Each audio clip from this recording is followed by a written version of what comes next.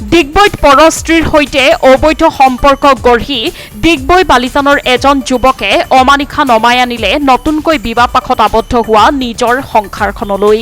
তিনিচুকীয়া জিলাৰ ডিগবৈ বালিজান বনগাঁৱৰ যুৱক IOC কেণ্টিনৰ ঠিকাভিত্তিক কৰ্মচাৰী ২৭ বছৰীয়া বিপ্লৱ দাস নামৰ যুৱকজনে নতুনকৈ বৈবাহিক জীৱন আৰম্ভ কৰা মাত্ৰ 11 দিনৰ ভিতৰতে অবৈধ স্ত্ৰীৰ সৈতে থকা সম্পৰ্কৰ বাবে সপোনৰ সংসাৰ ফাট মেলাৰ লগতে ন পত্নীৰ গোচৰৰ ভিত্তিত ডিগবৈ আৰক্ষীয়ে আটক কৰে বিপ্লৱ দাসক।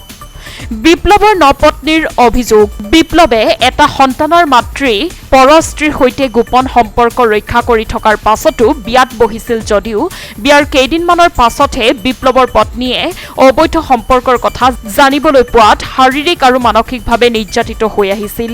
অৱশেষত বিপ্লৱৰ কৰ্মকাণ্ড পিতৃগৃহত অৱগত কৰাত দুয়োপক্ষই বিপ্লৱক দীৰ্ঘদিনৰ পৰা কৰি অহা ভুলসমূহ শুধৰণি কৰিবলৈ অহৰহ বুজনি দিয়াৰ পাছতো বিপ্লৱে কৰাৰ অত্যাচাৰৰ বাবে অৱশেষত ন পত্নীয়ে নিজৰ প্ৰাণৰ প্ৰতি অহা ভাবুকিক লৈ ডিগবৈ আৰক্ষীৰ কাষ চাপে।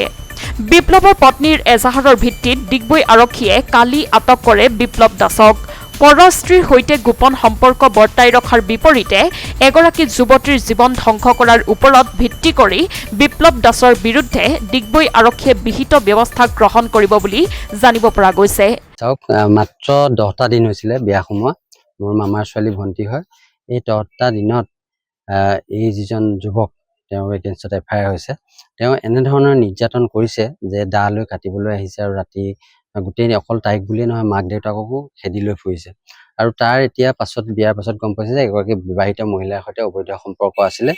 আৰু আমাৰ এই ডিগবৈ থানাত যথেষ্ট সহযোগিতা কৰিছে। আমি এটাই অনুৰোধ জনাম যে এনেধৰণৰ যিসকল যুৱক, এইসকলে আচলতে নাৰীৰ প্ৰতি যি দুৰ্বলতা আছে তেওঁলোকক দৃষ্টান্তমূলক আচলতে শাস্তি দিব লাগে, যাতে ভৱিষ্যতে তাৰ নিচিনা আৰু কোনেও এনেধৰণৰ অপকৰ্ম কৰিব নোৱাৰে। এতিয়া এগৰাকী যুৱতীৰ ভৱিষ্যতটো ধ্বংস কৰি পেলালে। চিন্তা কৰক, তেওঁলোকে মাক দেউতাকেও পূৰ্বতে নিশ্চয় জানিছিলে যে এই মহিলাগৰাকীৰ সৈতে যুৱকজনৰ তেওঁৰ পুত্ৰৰ অবৈধ সম্পৰ্ক আছে। তেনে ক্ষেত্ৰত এই যুৱতীগৰাকীক কিয় তেওঁলোকে বিয়া পাতি দিব লাগিছিলে? কাৰণ ছোৱালীজনীৰ ভৱিষ্যতটো এতিয়া সম্পূৰ্ণৰূপে ধ্বংস হৈ গৈছে। আজি তাই সেইখন ঘৰত সুৰক্ষিত অনুভৱ কৰিব পৰা নাই আৰু তাই ঘৰলৈ যাবলৈ কাৰণে বিচাৰি আছে বাৰে বাৰে যে মোক ইয়াত মাৰি পেলাব, ইয়াৰ পৰা লৈ যাওক।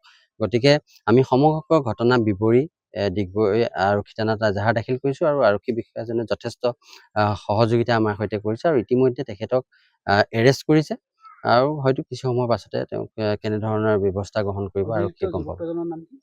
যুৱকজনৰ নামটো কি আছিলে? বিপ্লৱ দাস। ডিগবৈৰ পৰা বিনন্দ কোঁৱৰৰ ৰিপৰ্ট, সংবাদ লহৰ।